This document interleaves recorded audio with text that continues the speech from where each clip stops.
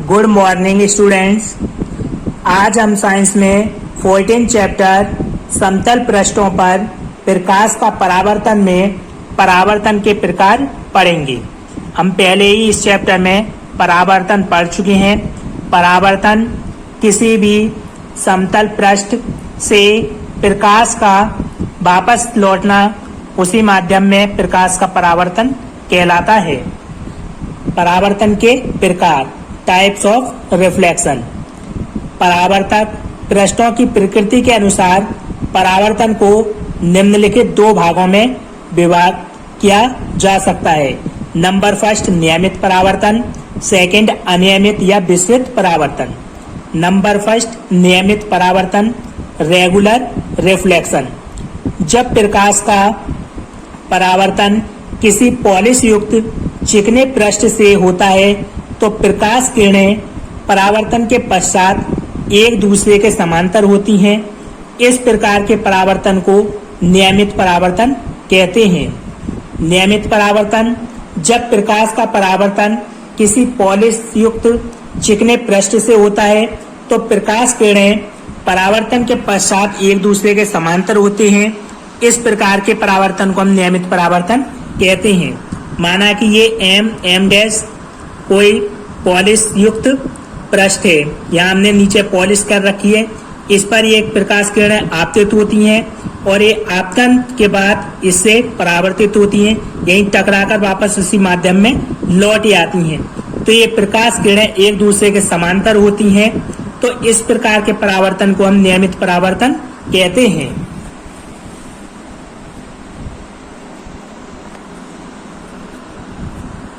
Second, अनियमित या विस्तृत परावर्तन, रेगुलर और डिफ्यूज्ड रिफ्लेक्शन। जब प्रकाश का परावर्तन किसी खुरदरे पृष्ठ से होता है तो प्रकाश किरणें परावर्तन के पश्चात विभिन्न दिशाओं में फैल जाती हैं। इस प्रकार के परावर्तन को अनियमित या विस्तृत परावर्तन कहते हैं। अनियमित या विस्तृत परावर्तन, जब प्रकाश का परावर्तन किसी खुरदरे पृष्ठ से होता है तो प्रकाश किरणें परावर्तन के पश्चात विभिन्न दिशाओं में यानी अलग अलग दिशाओं में फैल जाती हैं। इस प्रकार के परावर्तन को ही हम अनियमित या विस्तृत परावर्तन कहते हैं।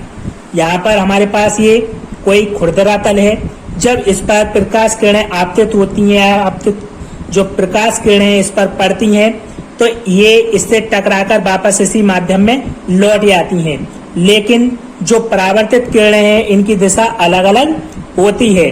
तो इस प्रकार के परावर्तन को हम अनियमित या विस्तृत परावर्तन कहते हैं। दैनिक जीवन में विस्तृत परावर्तन के निम्नलिखित उपयोग हैं। दैनिक जीवन में अनियमित या विस्तृत परावर्तन के निम्नलिखित उपयोग हैं। नंबर फर्स्ट, कमरे की खिड़की में लगा खुरदरा कांच सूर्य के प्रकाश का विस्तृत परावर्तन करता है, जो हमें ज्यादा चकाचौंध से बचाता है। जो हमारे कमरे की खिड़कियों में कांच लगा रहता है वो खुरदरा कांच होता है।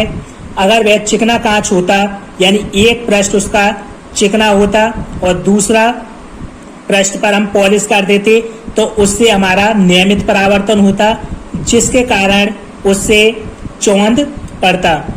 तो जो खुरदरा कांच है सूर्य के प्रकाश का विस्तृत या अनियमित परावर्तन करता है, जिसके कारण ज्यादा चकाचौंध नहीं होती है। सेकंड, अखबार खुरदरे व सस्ते कागज पर छापे जाती हैं, जिससे उस पर पड़ने वाले प्रकाश का विस्तृत या नियमित परावर्तन हो सके तथा उसके छोटे छोटे अक्षरों को सुगमता पूर्वक पढ़ा जा सके। यदि अखबार को चिकने तल पर यानी चिकने पृष्ठ पर चिकने कागज पर छापा जाता तो उससे जो हमारा प्रकाश है उसका नियमित परावर्तन होता, जिसके कारण उस पर छपे जो छोटे छोटे अक्षर हैं उन्हें पढ़ने में कठिनाई होती। इसलिए जो अखबार है वो खुरदरे और सस्ते कागज पर छापे जाती हैं, जिससे उस पर जो प्रकाश आपतित होता है उसका विस्तृत या नियमित परावर्तन हो जाता है, जिसके कारण हम उसके छोटे छोटे अक्षरों को आसानी से पढ़ सकते हैं।